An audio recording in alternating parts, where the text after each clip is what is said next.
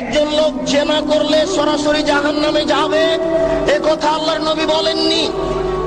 একটা লোক চুরি করলে সরাসরি জাহান্নামে যাবে, এ কথা আল্লাহর নবী বলেননি।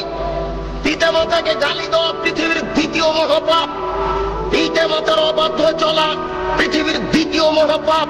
এরপরেও যদি মানুষ পিতা মাতার অবাধ্য চলে, সরাসরি লোকটা জাহান্নামে যাবে, এ কথা আল্লাহর নবী বলেননি।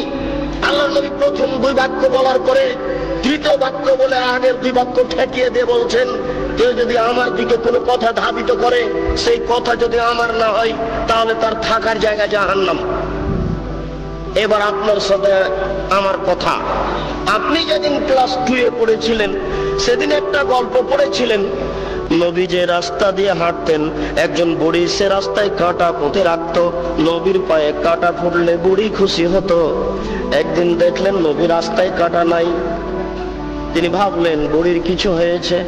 তিনি বুড়ির বাড়ি গেলেন, দেখলেন সত্যিকারই অসুস্থ। তিনি পরিচর্যা করলেন, বুড়ি ভালো হয়ে গেল। ঘটনা যে মিথ্যে? জি না। আমার হায়াত পর্যন্ত সময় থাকলো আমার দিনী ভাইদের উপরে। আপনার হায়াত পর্যন্ত সময় থাকলো আপনি আপনার হায়াত পর্যন্ত এর সত্যতা প্রমাণ করতে পারবেন না ইনশাআল্লাহ। নবীর নামে মিথ্যা কথা বলা হয়েছে। গাছ লাগান, পরিবেশ বাঁচান, নবী নিজ হাতে গাছ লাগিয়েছেন, মিথ্যা কথা। এই দেশের মাটিতে প্রায় 3 লক্ষ বানানো হাদিস আছে। তার মধ্যে কোরআন মাজিদ 90 পারা, 30 পারা নয় শয়তান মুমতাজ বেগমের কাছে প্রায় 2000 জাল হাদিস আছে।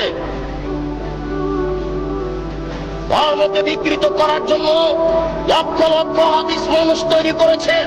আমাদের বাড়িতে 10,000-এর সিরিয়াল আছে। যে কোনো সময় দেশবাসী চাইলে আমরা 10,000-এর জাল জয়ী হাদিস পেশ করার জন্য প্রস্তুত রয়েছে ইনশাআল্লাহ। এই দেশের মাটিতে লক্ষ লক্ষ মিথ্যা তাফসীর রয়েছে। নবী ঈদের মাঠে গেলেন, একটি ছেলে কাঁদছে। নবী বললেন, তুমি কাঁদো কেন? আমি এতিম ছেলে। নবী বললেন, আমিও এতিম ছিলাম, আমি এতিমের অসুবিধা বুঝি। এই বলে তিনি কোলে নিয়ে আয়েশা রাদিয়াল্লাহু তাআলা আনহার কোলে তুলে দিলেন। আয়েশা তাকে কোলে নিয়ে আদর করলেন, নতুন পোশাক পরালেন। ছেলে খুশি হয়ে গেল। বাস্তবতার সাথে হাদিসের কথা অমিল আছে। রাসূল সাল্লাল্লাহু আলাইহি ওয়াসাল্লামের বাড়িতে ভিক্ষুক ভিক্ষা পায় না।